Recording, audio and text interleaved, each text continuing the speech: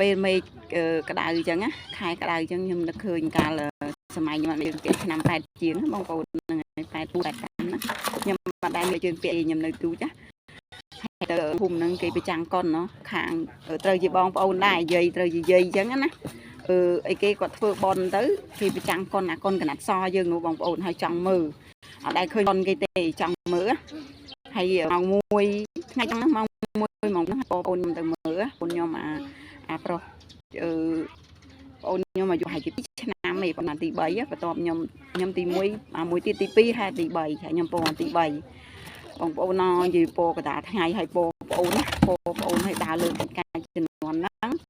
អត់មានផ្លូវដូចយើងឥឡូវណាដីខ្សាច់ហើយបងប្អូនអ្នកតន់សម័យហ្នឹងមិនដឹងមានផ្លូវយើងឥឡូវទេហើយដីខ្សាច់ហ្នឹងជាប់វាផុងយើងតិចហើយមេឃកំពុងតែក្តៅខ្លាំងណាចាមេឃកំពុងក្តៅខ្លាំងបងប្អូនណាពងជើងបងដល់ពេលជាមួយខ្ញុំនិយាយដល់ពេលអាទៅហ្នឹងអត់សូវអីទេដល់ពេលអាមកវិញអត់ហ៊ានមើលរឿងខ្មោចកូនគេប្រចាំងរឿងខ្មោចដល់ខ្មោចនិយាយថាអត់ដឹងថារឿងហ្នឹងកាលហ្នឹងសម័យរឿងអីទេតែដឹងតែខ្មោចហ្នឹងចឹងគេឈឺហើយលីថារត់បងប្អូនណានាំបងប្អូនមកវិញមើលរឿងខ្មោចទេរត់នាំបងប្អូនដល់ថ្ងៃហ្នឹងដើរមកតាំងពីផ្ទះកន្លែងគេប្រចាំគាត់ទៅបងណារហូតដល់ផ្ទះខ្ញុំនឹងបងប្អូនប្រហែលជាជិត1គីឡូកន្លះគីឡូជាងយើងថាកន្លះគីឡូជាងហើយស្អីដីខ្សាច់ថាដើរបណ្ដោយជុំបណ្ដោយបងប្អូនណាបងអូនអត់ឲ្យដេញ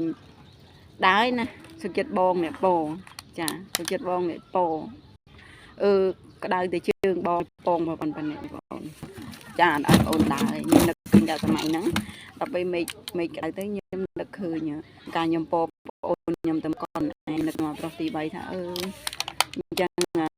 សម័យហ្នឹងចិត្តជាបងស្រីកាលហ្នឹងបងចេះដើរតែឲ្យអូនដើរ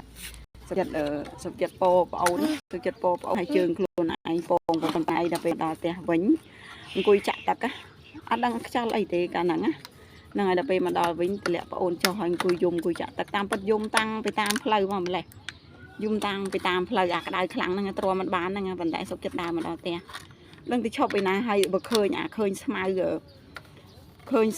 មួយតងពីរតងអញ្ចឹងដើរទៅឈរទៅជើងលើហ្នឹងហើយទៅវាមិនបាត់ក្តៅស្មៅតែម៉ូតូពីរតងហ្នឹងហើយមកយន់ហ្នឹងមកតាមផ្លូវភូមិខ្ញុំនៅលើហ្នឹងសុទ្ធតែខ្សាច់តែហ្មងណាសុទ្ធតែខ្សាច់ហាអត់មានទេអត់មានស្មៅអីមកតងទេដល់ពេលអញ្ចឹងក្តៅហ្មងណាហើយទៅនឹកឃើញថាអូកាលហ្នឹងសុខចិត្តពោប្អូនហើយមកអង្គុយយំនៅផ្ទះរឿងចង់មើលកុនហ្នឹងណា